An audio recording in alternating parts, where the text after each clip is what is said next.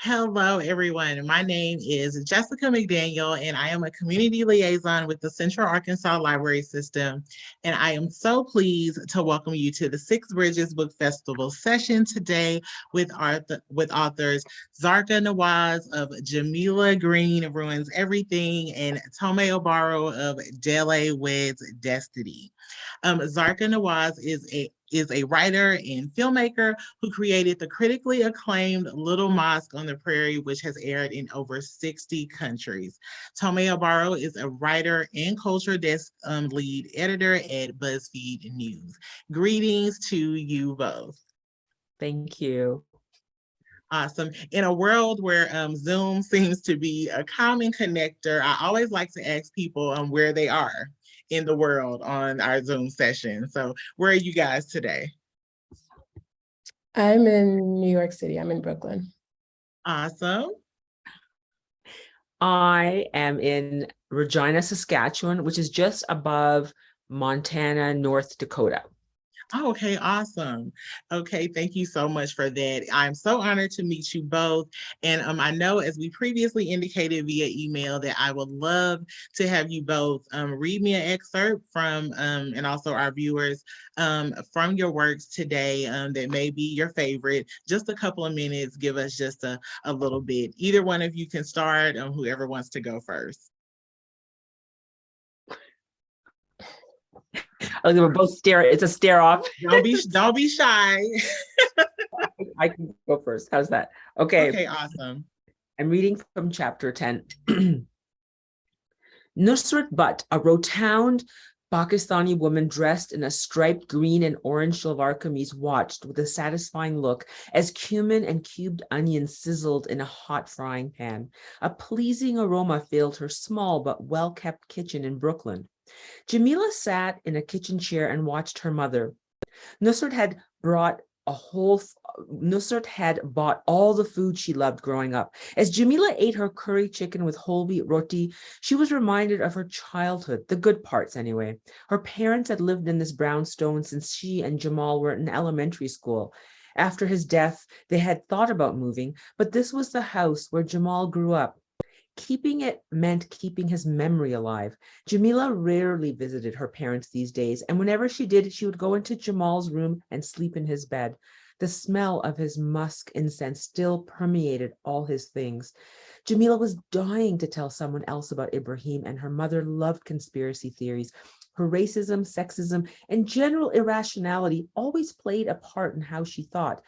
After 9/11, she had said confidently, it couldn't have been Muslims. We're just not that organized. She felt that God might have let the whites colonize her people, but she made sure they got wrinkles faster as payback.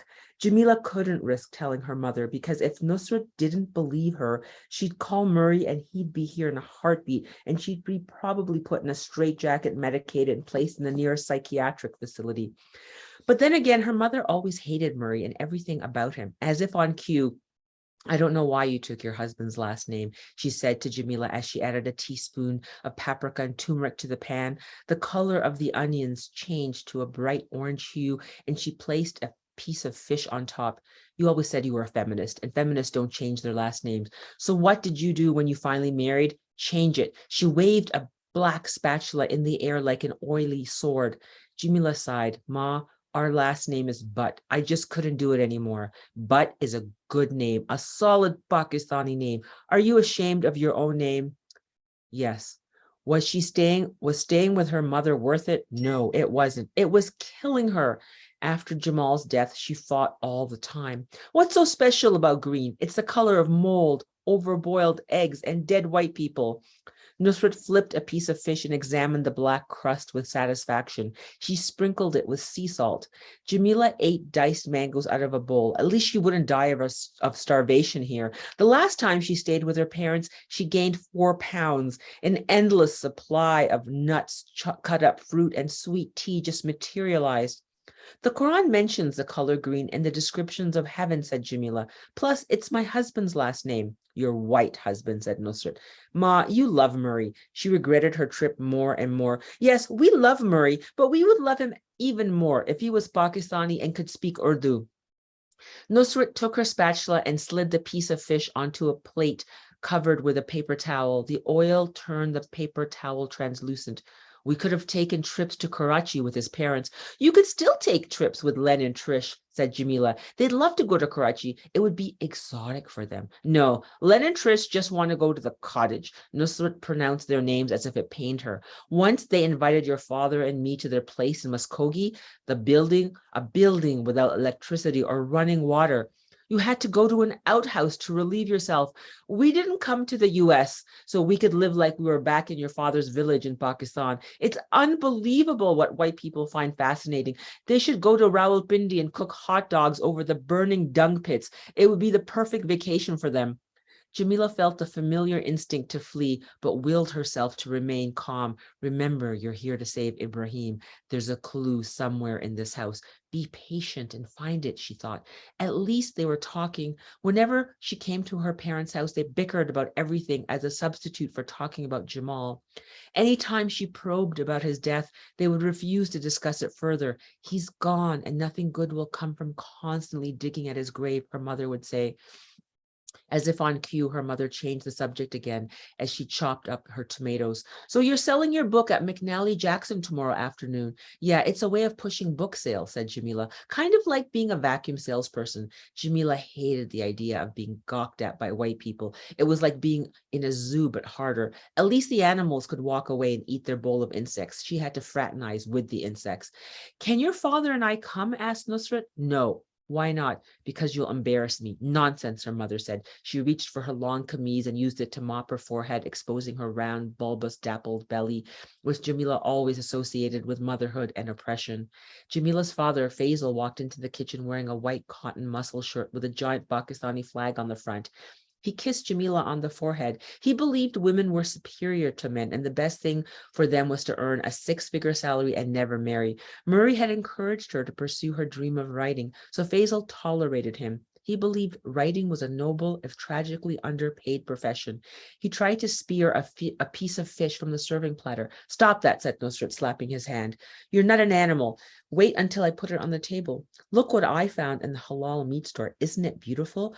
Faisal said lovingly rubbing the Pakistani flag. I can't wait to wear this outside. The armholes will allow my pits to breathe. You can't wear that outside, Faisal. Why not? It's called a wife beater. It's inappropriate. But I don't beat you, and you can just as easily call it a sleeveless t-shirt or call it tacky, said Jameela, turning to her mother. And you wonder why I'm going alone? Nusrat plated a piece of fish and placed it in front of her husband along with a tomato and radish salad. I'll just go with you and your father can invite his friends here and talk about his new look.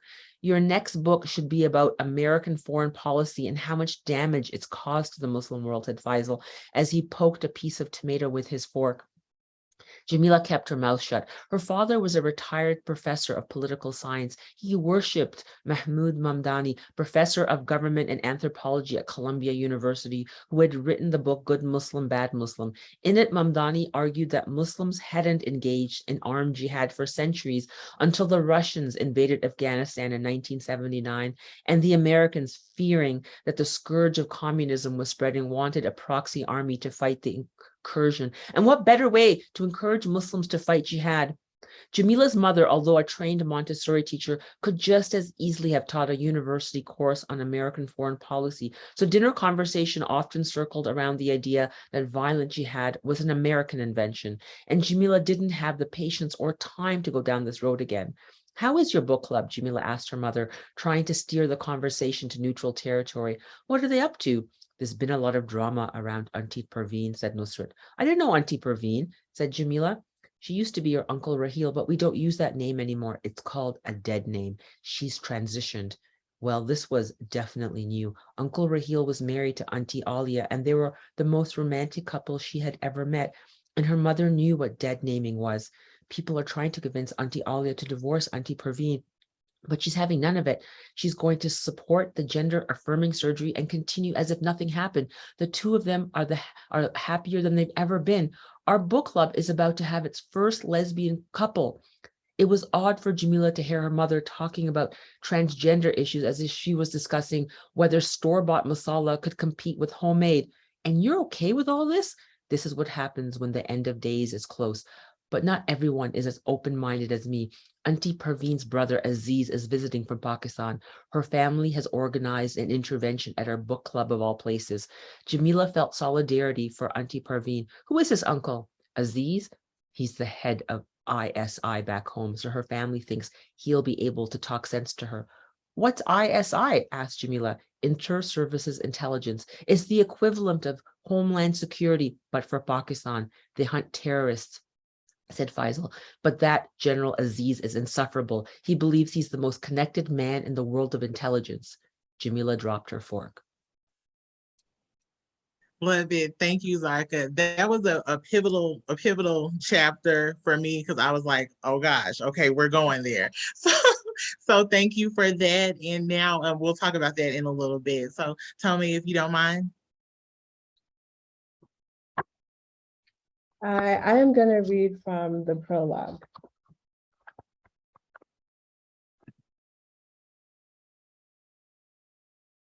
In the photo, they're eating something out of frame. Pounded yam, perhaps, or maybe eba. They hadn't bothered to take off their graduation robes. They were ravenous, tired from the heat, their bottoms sore from the plastic chairs they had sat in for hours, their feet swollen from the high-heeled shoes they had worn for the ceremony. Fumi sits on the left. She had pinned a yellow flower to her graduation cap so her loose, bouncy curls, courtesy of Mama Fatima's hair rollers, and not, as many people seem to think, a biological gift from her late Lebanese mother, frame her face just so. Eniton sits in the middle, her hand hiding her laugh. She had gotten her hair relaxed as well, but the results were not as striking. She was glad that her graduation cap added volume to what was now chin-length, lackluster hair. She had worn powder to mute the impact of her shiny forehead and to cover the smattering of acne that dotted her cheeks. Zainab sits on Eniton's right-hand side. She wears a tight black scarf that pulls back the hair around her face, and she has twisted the ends of the scarf into a low knot at the nape of her neck, so it looks like a sophisticated chignon. Zainab and Fumi were the striking beauties of the trio. Coke and Fanta, people would joke when they would see the three of them walking together on campus. That Eniton never got a nickname was a slight she was used to. You attract beauty, a boy had told her once, but he had meant this quite literally.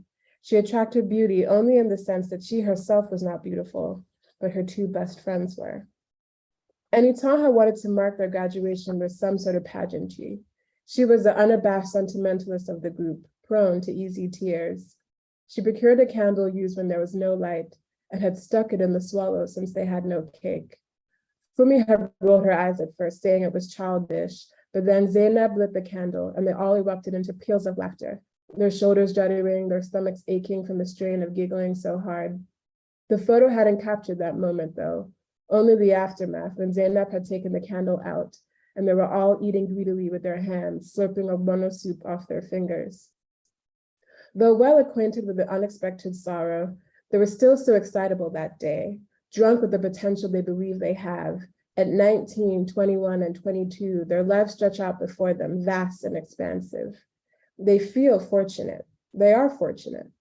One of them marries a good man and has 4 sons, 4 tall, dark sons with cheekbones sharp as cutlasses and milk-white teeth. She will be surrounded by so much steady and abiding affection, so unlike the love she coveted from the romance novels she read voraciously in school with their dramatic declarations and epic back and forth. But then there's tragedy, the usual, ordinary, ruthlessly unromantic kind. 3 strokes, and just like that, she has an incapacitated husband and the looming imminent prospect of life without him. It is so hard to think of what she will be when he leaves her. She has been wife and mother for so long. Meanwhile, the one who brought the 3 of them together suddenly leaves the country less than a year after this photo was taken, opting to marry the first man who ever really looks at her. She had never known what it felt like to be gazed upon with rapt admiration, to say something and know that she will be listened to. It's an intoxicating feeling, this attention. For a long time, she will think it is enough to sustain her. She is wrong. And one of them will become quite rich, as in she has an apartment in London, shops at Harrods rich, as in she also has a house in Lekki and a sprawling compound in her husband's village rich, as in tinted black SUV windows rich and walk-in closet full of brand name shoes she seldom wears rich, as in drivers and servants, and what her husband does is ill-defined and definitely involves bribery, but she prefers not to think about it rich. These three women are essentially sisters, though Tomi would chafe at the sickly sweetness of such a term. Their love has the makings of an ancient habit. It is automatic and unyielding. And though their unexpected separation so shortly after graduation tests their friendship, they remain steadfastly in each other's lives. And now they are going to be reunited for the first time since this photo was printed and handed out to each of them a few days after their college graduation ceremony in Zaria, Kaduna. Thank you, Tomei. That the prologue for your book really captured me from the beginning, because whenever I think of graduations, I always think that they're an ending and a beginning. And so I cry more at graduations than weddings because of that, because it's a total representation of life moving on in a sector that's coming to an end. So thank you so much for that. So let's roll. Let's dive into a few questions, if you guys don't mind. Tell me a little bit, each of you, how your backgrounds are reflected in these works, and what were some of the initial ideas rooted in? Were they from an event, an experience, a personal occurrence, a dream? I want to kind of know a little bit about how the idea for the books came into your mind. For me, I had written a memoir called Laughing All the Way to the Mosque about growing up Muslim.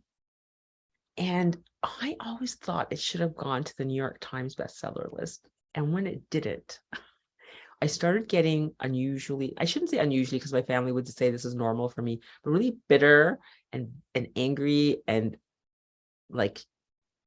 because I'm Muslim, we pray 5 times a day and we constantly communicate with God. I was like, why? You give white people everything. You can't throw a bone to us once in a while. What is going on? And I was getting angrier and angrier with God, and my spiritual dimension starting to erode, and people were starting to get worried about me.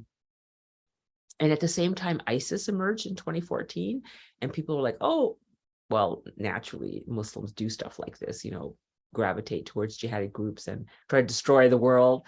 And so those two things came together at the same time. And I felt like I needed to write about it.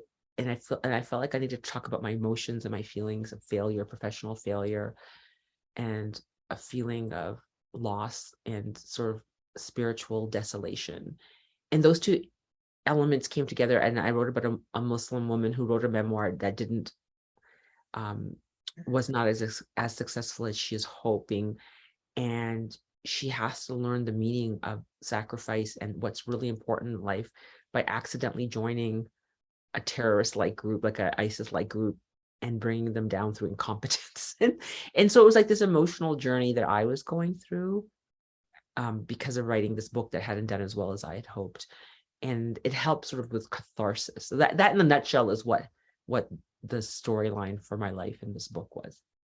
It's kind of a dark comedy. So did you find healing in the humor of it? Because I found myself laughing out loud. And then I had to Google whether it was a comedy, because I'm like, am I supposed to be laughing? And so I was really relieved that it was a dark comedy. That a lot of people have said that to me. They're like, we don't understand this book. Like, what is going on? I was like, okay, I am laughing and I'm not sure if this is appropriate. And so, yeah, lots of relief on my part. But was there a lot of healing in creating the humor through Jameela, through the character? It was a 6-year journey. It took a long time to write and a long time to recover from what I was going through. And then when it sold, it was like an answer to a prayer that had been going on for 6 years. Like, when will God answer a prayer? And then when it sold, you're like, oh, it's been answered. I go, so that's how long you have to be patient for, right? It's about patience and trust. And then the question is, how long do you have to be patient and trust? And so now the answer was 6 years. and so that was the hard part about the book, was not knowing what, because I didn't know if it would ever sell. Like, I had submitted the original manuscript to my publisher who had published my memoir, and there's like, this book is just too much. Like, we're not publishing this. And then I was like, oh, Oh no, because that means you don't get an advance. That means you have to Right. out of your own pocket publish like editors to help you get it polished to the point where you can resubmit to another publisher. And so that took 6 years. And so the whole time I was like, is this worth it? Is this ever going to happen? Is this, is this any good? And there was a lot of introspection and self-doubt. And so now I look back at who I was at that time and look at myself now. And I think I'm a changed person for having gone through so much anguish and having to say, you're going to have to learn to trust and release and let go. You can't live like this, forever. You've got to just calm down And get and it moving. just Got it.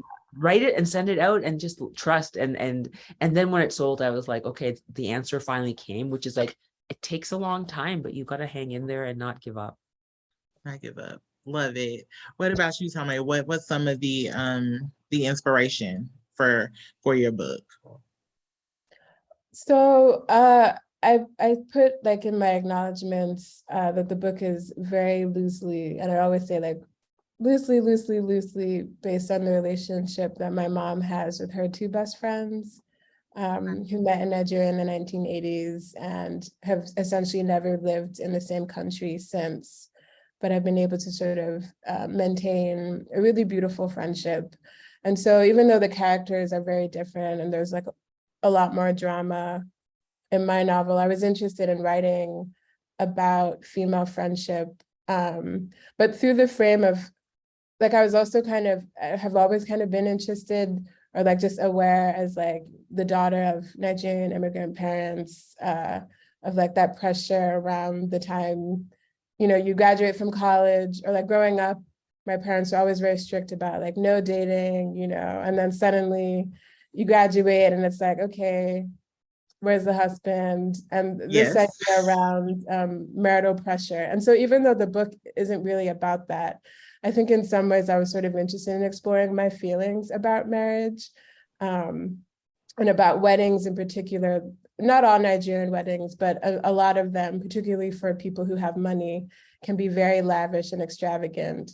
And so I thought it would be kind of like, in my mind, funny to kind of have a book where, the title suggests that it's about a wedding. And in some ways, the wedding is sort of like the central event that the characters are leading up towards. But it is sort of fundamentally not about romantic love, but about friendship. And so those are sort of the main threads. I mean, there are other aspects too, but I would say, yeah, I was interested in exploring how friendships can ebb and flow. Yeah, I found the wedding to be like another character as I was reading it. It was like always in the back of my mind that was like a central event. However, it was just everything circling around it in the way that time had came about and brought them there. And while we're talking about, it's funny that both of you have mentioned the characters, and because my next question was, were the characters inspired by people you knew? And so you guys have both answered that. So let's talk a little bit about some of the secondary characters. I know Zarqa, I found the relationship with everyone around Jameela to be very interesting because they're all very patient with her. I was not as patient as I was reading it with her. So were any of the secondary characters based on people you know or interactions? Yeah, I have 4 children and I have and 2 daughters. And so I find my kids find me like a very kind of questionable person in terms of my ethics and who I am. It kind of like skips a generation, right? Like the more shallow and materialistic and vindictive you are as a person, the better your kids will turn out because they're like, we don't want Okay. to be like her. And so Right. so the character of Lily kind of mimicked what my children were like just appalled all the time by their kind of mother and kind of acting as the moral center and talking to her and trying to talk her out of her scheming and her conversations. I mean, the parents were definitely based on my parents and, their feelings about raising a daughter. I mean, the only thing that wasn't true was the death of a sibling because I have not experienced that. So I had to draw on, what that emotion connection would be. And then the imam, like, growing up Muslim and being in a mosque community, I have always had really tight spiritual connections with the imam of the mosque. And they always seem to be young Egyptian men who just arrive Okay. and are just struggling with trying to understand the West. And they always seem so idealistic and optimistic and Oh hoping for yes, the innocence. I was just, yeah, I was really, my heart was beating so fast in so many instances. I was talking to it like you talk to, some people get annoyed when you talk to a movie. I was like, please don't go there. Please don't do this. I found myself trying to pep talk him and it was not working, of course. But yes, I do see the just the innocence of, some of the things that were going on. And it did cause major concern for me. Yes. yeah. Tommy, tell me a little bit more about the friendships and the relationships with the women and kind of what you drew on that. And I found it really striking about the mother-daughter relationship, kind of like what we were just talking about, Zarqa, just the relationship between mothers and daughters, and how sometimes you are completely different and trying to find your own voice. Yeah, I mean, I would say that fundamentally I was interested in essentially writing from the perspective of women who would have been my mother's age, and their perspective as people who grew up in Nigeria. And in the case of Enitan, one of the women, she gets engaged to this white guy and moves to New York. And she has a daughter, and her daughter is biracial. And they're returning to Nigeria for Remi's first time. That's the name of her daughter. And so I was sort of interested in exploring those generational differences, but from the vantage point that wasn't my own. And so I thought, I mean, in some ways, Remi is an extremely unflattering depiction of myself when I was younger, perhaps, Oh, in terms of, some of her political views around inequality in Nigeria, some of her didacticism. I think I was very much a self-righteous teenage girl. gotcha. And so that sometimes flares up in the book. But yeah, I mean, I would say that for the most part, it was, I liked the idea of just having the freedom to sort of zigzag between these three characters. Enitan is sort of the one who's caught in the middle. And then Zainab is the person who stayed on in Nigeria, in northern Nigeria. And then Fumi marries this rich man. And just to see how even just the relationships between the three of them change over time. And sort of why there's a hardness that Fumi has with her daughter, Destiny, and how Zainab sort of acts as an intermediary between the two of them.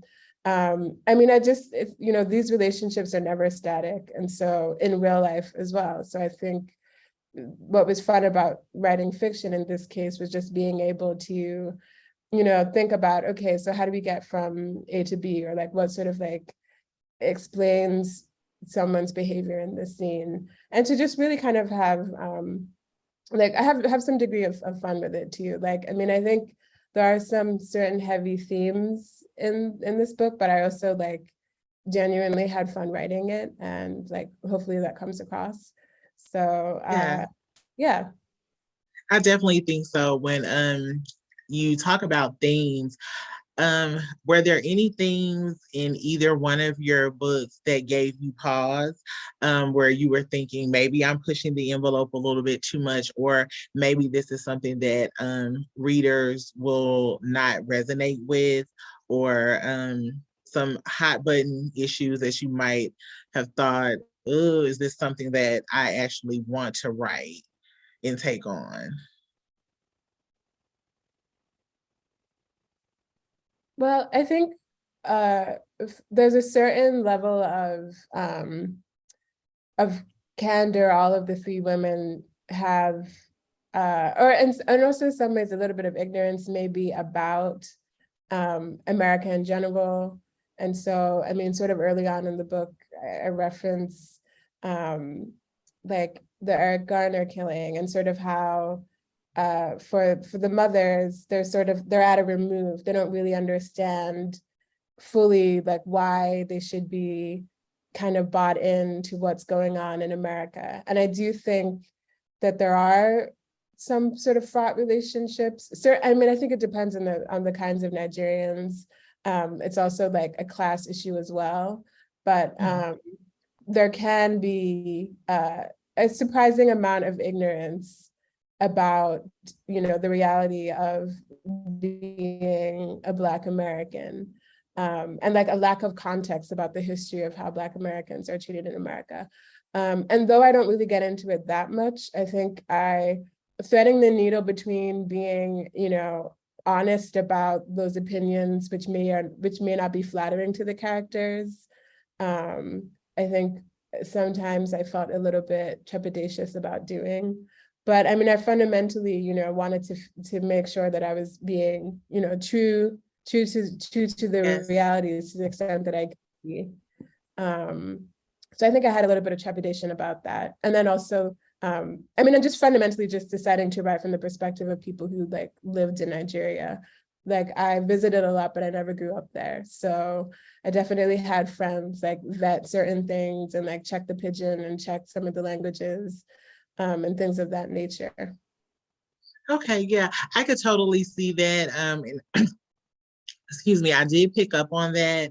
And I was thinking to myself, like, wow, these are some things that I hear, you know, being a Black American and just kind of treading the differences. I think a lot of times people don't understand that there can sometimes be a stark difference with people of immigrant background and then Black Americans. And so I did find that refreshing because I know it can be a hot button issue. But I think that those are some things that we should discuss openly when it comes to just how we view each other and how we can kind of knock down some of those barriers as to why those things exist. Zarqa, were there any things that you kind of tiptoed around, or did you kind of just kick the door in and say, this is what it is? I was writing about ISIS, and I had to do a lot of research about American foreign policy and how it has affected the Muslim world. And it was shocking. Like I didn't expect to find the things that I had found. Like I was reading My Name is Malala, and in there she talked about how the Americans had done this social experiment on young children in Afghanistan, how they wanted them to grow up violent, and because they wanted an army, right, against the Russians. And so they had books printed in Virginia about, you know, little readers, you know, like the readers had to learn to read and write, but the sentences were like, jihad is an obligation, we kill our oppressors, we kill Russians, and we behead Russians, and if you kill 5 Russians, you know, like it was all about killing them and guns, and my uncle, you know, killed 5 Russians with a gun. And like the words were all about they're teaching language through violence. And they spent millions of dollars on these books and shipped them to the madrasas in Afghanistan. And these kids grew up learning this. And it's been used, I think, until recently. And these kids grew up to be the Taliban, and the Taliban used the books, you know, and then people are like, where did these come from? And then when they sourced them, like, these were made in Virginia, because by people who felt they were doing the right thing, because they were just trying to create a generation of children who would grow up and kill people so that they get rid of the Russians. And what they didn't realize they would cause these other, you know, implications for people. And then the fact that the Americans were looking to create a worldwide army, and because just like today when the Russia invaded Ukraine, they couldn't go in, so they were looking for people to go in on their behalf. So what they would do is they would recruit, you know, from all over the world, the most, you know, violent men to come, and so the Osama bin Laden, he was a CIA asset. Like these men were brought and trained and armed, you know, in Afghanistan for the purpose of getting rid of the Russians. And then when it was over, they kind of scattered, and all these events started happening around the world. And so then you know, so it was like shocking to the history, what American foreign policy does when you arm and train men for war. And then just how, you know, the two botched Gulf wars. Like America went into Iraq and said to the world, oh, they have weapons of mass destruction, and they destroyed a country. And there were no weapons of mass destruction. It was proven to be false. But I mean, where was the outcry that you see now for Ukraine? Like an entire country is destroyed. 1 million people are either dead or maimed or exiled for nothing, for nothing. And it was incredible, like the loss. And then what comes out of that was ISIS, out of the power vacuum. And so we forget about all the context and we just say, oh, Muslims are so violent and they have all these terrorist groups and it's part of their culture and their faith. And I'm like, wait, there's a lot more going on. And it's hard to get people to, read dry, Middle Eastern history textbooks or because, boring and long. So I thought, how will I do it? And I thought, I will put it in a comedy. I will write a satire and I will hopefully make people laugh. Yes, mission accomplished on my part. Because like I said, I like to go in. I had not heard of the book when I obtained it. So I went in and I was like, okay, I got my copy. And literally I was probably on page 20 and I was just laughing hysterically. And I was like, I'm not sure if I'm supposed to do that because this is a very serious topic. This character is going into a very serious situation. But I did actually learn a lot. So I can imagine. Did you think that had a lot to do with why it resonates with people, that they find themselves being captivated by the character? I think so. I think a lot of people have said the same thing to me. That look at the cover, because the cover of the book is like, it looks like a beach read for young 13-year-old, girls or something, yes. Right? And then they love the pop art. Yeah, and they start to read it like, what is happening, right? Because I've had right. I understand, and they get scared and worried, and they're like, they're like, how is this going to end? And so It's so funny, the shock. I had no idea it would shock people so much, right? Because partly I think the marketing may have been a bit misleading. Okay. Yeah, but that's good marketing. I guess so. And now people, come away with like, I learned a lot. It took, but it was hard. It wasn't easy. And Definitely. I had to sit with it. And I was like, good, that's what reading is about, right? Definitely it is. It's about taking a journey. How did writing these two words affect you personally as a writer? Confidence, fear, growth, or wanting to embark and write other works. And so tell me a little bit of just how the personal effect that they had once they were completed. I think, sorry, is the question for me or for Tomi? Oh, both of you guys. You go first, Tomi. Okay, thanks. I was gonna say, I thought it was interesting to hear your perspective in the beginning of the conversation when you were talking about like publishing a book and then being disappointed and sort of like working through it. Like this is my first novel, so I feel like I'm kind of going through that process a bit of like, having huge expectations and then being like, okay, this is what's happening. And I think it's been surprisingly, I thought that I was more prepared, I think, for like the emotional seesaw than I feel like I have been. Yeah, so I think it's been interesting. And like, even just the extent to which so much of book publishing now is promotion, which I'm so bad at doing. I hate talking about myself. I feel like it feels so unnatural. And so it's been, I think, like recognizing the degree to which, and like publishing something is so separate from writing it. And even though like sort of in my experience, I was very lucky, like the process was very smooth in terms of like selling it and all of that. Also just the extent to which, I feel like I've changed between like the 2 years it took for the book to come out and from when I was writing it. And so sort of reconciling, all of the things that maybe I feel like I would do differently now. It's been a trip. I feel like I'm still sort of like in the midst of it and like hoping to come out on the other side, like inspired to like, write again. But yeah, it's been a journey for sure. I would say, like, this is my second book and I'm actually a television writer, and I've gone back now into the world of television, and I'd like to adapt it, but adapt it like under my own production company. Wow. Because I feel like, especially as women of color, a lot of times we have to sell our rights to white-owned production companies, and they sort of put their spin on things. They don't quite understand what we're trying to say. And especially with my material, it's very, I mean, it's very controversial, and it's about Muslims and terrorism. And the Muslim community, you know, is like, we don't want books about terrorism and associated with us anymore. We want to get away from this. What are you doing? And I'm like, listen, we have to talk about this in context, because there are, you know, Guantanamo Bay still exists. There's an illegal prison like that exists outside of the normal channels of justice. There are women who joined ISIS as teenagers, you know, because ISIS is essentially a cult. Like, have their when white women join cults, like, they aren't stripped of their citizenship and sent off to refugee camps, but Muslim women are.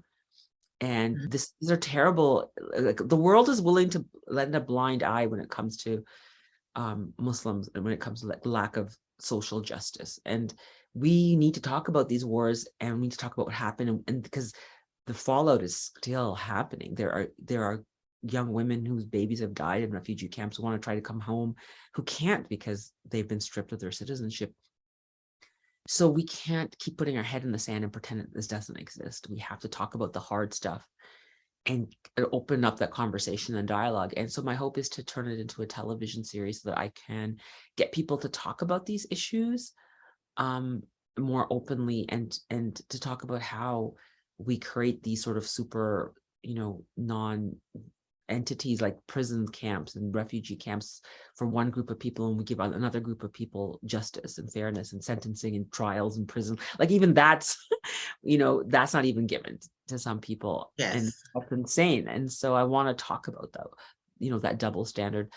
And sometimes you have to do something in an unconventional way. And this is a very unconventional book and an unconventional method of attacking that issue of social injustice. But I feel like young people are more attracted to comedy, and, you know, they want to watch shows like Trevor Noah, Hassan Minaj, like they love that sort of thing. And I thought this might be a way in to finally get, you know, spark this conversation. Definitely.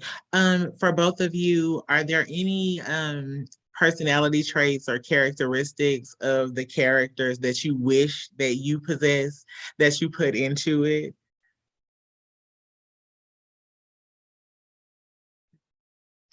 I mean, I think I enjoyed writing the character of Fumi a lot.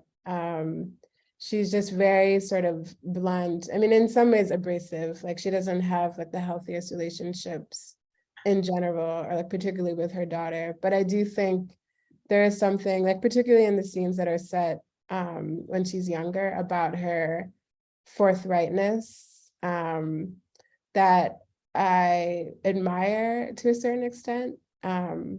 But I wouldn't say, yeah, I mean, I guess I'll leave it at that. Yeah, I enjoyed her as a younger person. I enjoyed the character a lot more than her when she got older, which I was surprised at. And I guess that just goes to show the growth of the character. When she was older, it didn't resonate with me as well, but something about her vivaciousness when she was younger was definitely attractive to me, and made me give pause to like, wow, I wish when I was a younger person I had been, you know, that upfront and things like that, and that courageous with the things that I want to do. So I definitely, she was one of my favorites as well. Zarqa, what about you? I wish that I could go through the full circle of the sort of that spiritual journey that Jameela goes through, where material success doesn't matter as much. Because I have to be honest, like, you know, when she goes through this whole journey, she comes out and she feels that it doesn't matter. Like, what she has is more important, you know, her family, her kid, her child, her husband, her parents. And I feel like for me, that's the constant struggle, is like trying to not let the material world and success and professional success matter so much that my whole personality and my identity and myself are so wrapped up in those things that when they don't happen, I feel like, my sense of being is crumbling and who I am is crumbling. And to dissociate those things and to learn to be grateful for what you have is so hard for me. And so this character, went through this journey and became this other person. And I always, hope to attain that sort of feeling of, okay, I'm grateful. Look at what I have achieved. These are good things. And once, the bar, just like, especially when you're a daughter of immigrants, right? Like what Tomi was saying, like, you're just so like focused on school success. And what they don't realize, what they're doing to us is they're making us into these people that are debilitated if we don't get success, because then we don't know what to do. Like, we're not primed for failure. Like, we're not primed for loss.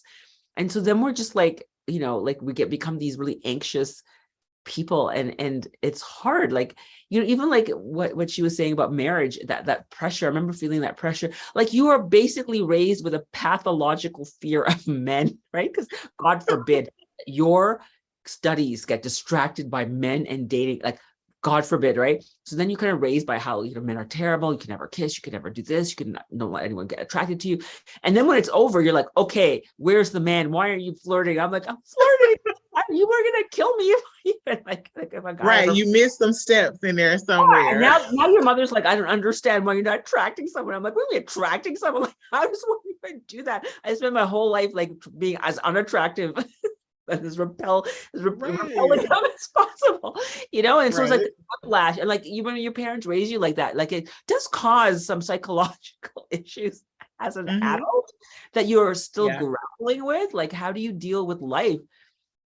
Because no one prepares you, to deal with failure and sadness and unhappiness, that's a normal part of life, that's okay. Like, they don't prepare you like that's an okay thing. They make it like that's a terrible thing, and that you should try to avoid it at all costs, but you can't avoid failure. And so it's inevitable at something. Some people, they seem to be good at everything, but it's inevitable that someone is going to be better at something than you are. So I totally agree. I noticed in both of the books that mixed relationships were a theme, mixed marriage. Do you think that that's a reflection, or did you go in that direction because it kind of leads more onto something now that's happening when it comes to just a global community of people marrying outside of race, outside of their religion, culture, class? Is that one of the reasons you guys both incorporated that? I think for me, it just sort of lent itself to sort of exploring those cultural differences in a more intimate setting. And like, it doesn't necessarily end happily. Like, the beginning of the book, Anton is getting divorced. But I do think that, I think interracial relationships I do think that they are interesting. And like, I do, like, there was sort of like a rhetoric, a Twitter thing a few years back where I think there was like some writer who tweeted something like, interracial relationships, they're just like any other, they're like, the same. And I just don't really think that that's true, which isn't to say that which isn't to say that they can't be loving and healthy, but they are, landmines that you're sort of navigating. And so I think I was interested, the character of Charles, Aniton's husband, he can be condescending. He's sort of like, his views of like Africa as a whole are like romanticize the continent, but then also like belittle it in certain ways. And like, his family is kind of racist. And so those are also things that like aren't huge themes in the book, but I wanted to explore. And I think it would be naive to kind of pretend as if, interracial couples aren't sort of grappling with those issues. Definitely, I agree. Zarqa, what about you? I enjoyed the excerpt you read. That was hilarious, just about her, the way that Jameela's mom described her husband was just hilarious to me. And I think some of those private conversations that sometimes we have with our moms about our husbands. So I found that very amusing. Could you talk to me a little bit about it? Yeah, no, we've had interracial marriages in our family.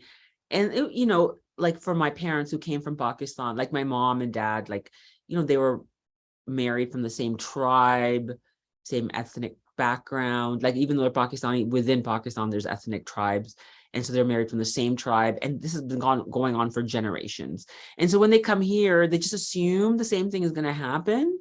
And so the fact that to marry someone white is just like catastrophic, right? Because it means the first cleaving of the culture happens and they're not prepared because this is considered so out of the ordinary. And then the chaos, and because I remember my parents being like, this can't be happening, like why is this happening, and not realizing that it's going to happen. and it just causes like all this trauma that shouldn't be, like, it's hard to explain to someone who hasn't gone through it, just the Yeah. level of trauma that the family goes through, because it's the first time, like if it's the first time in the history of this community or this person's family. And so it's the trauma is just overwhelming, and watching my family having gone through that, to express that through through comedy, like in this case it's not as bad as what I've seen in other families, but I wanted to express that because I had gone through that with my own family. And it's hard on everyone, right? Like on the other side who doesn't understand what the problem is. I don't think white people have any idea. Like they're like, what's happening? Like, why is there a problem? Right. Yeah, I think sometimes people forget that, I mean, even if you are the same religion or ethnic background, sometimes if you're from a different neighborhood, it is like night and day experiences with people, just depending on how you grew up. So just think about how much is magnified when culturally there's such a wide divide in how you do things and how to like bring people together, and how it's not always, idealistic and hand holding. So I found that very interesting on both. Tell me a little bit about what are your hopes for the reader when someone that like me, who had not read the books, hadn't did any research on it, when they read it, what do you hope that they take away from it?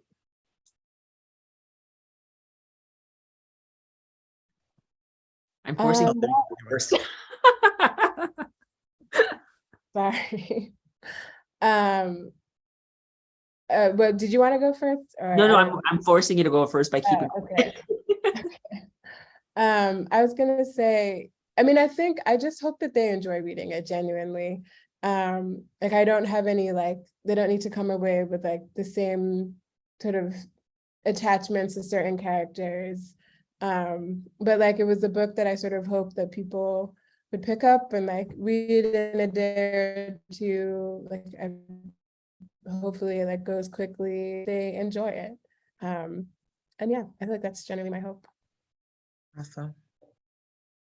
I really hope, foremost, like you, I hope they laugh and they find themselves entertained and they really find the characters engaging, and that the book stays with them. And then I hope that they think about some of the repercussions in the world that continue to happen, that are going on right now. Like I was reading a book by Azadeh Moavani. It's called The Guest House for Young Widows, about the young women who had joined ISIS and realized that had been a cult, and they tried to escape, and how some of them are still sitting in refugee camps to this day. And that we can't just forget about people who live in these conditions. We need to talk about them and have empathy for them and treat them like full human beings, like everybody else. And that we can't keep using people's faith and the color of their skin as a reason to dehumanize them and feel that they are less worthy of justice. And to be more aware of how these wars and how American foreign policy interferes with democracy in countries, and that it can go on for generations, this interference. And what we're seeing in Afghanistan, what we're seeing in the Middle East, that that this whole kind of very superficial belief that, oh, Muslims are just like that's their culture, they just naturally gravitate towards violence and terrorism. without seeing it in its proper political context, that I hope it opens up people's eyes and wants them to learn more, encourages them to learn more about these issues.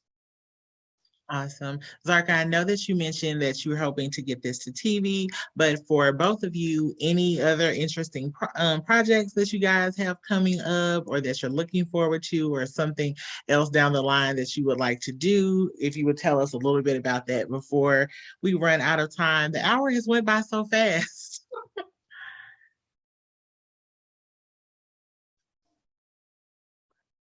I think you should go first. we're like deking each other out. Okay, so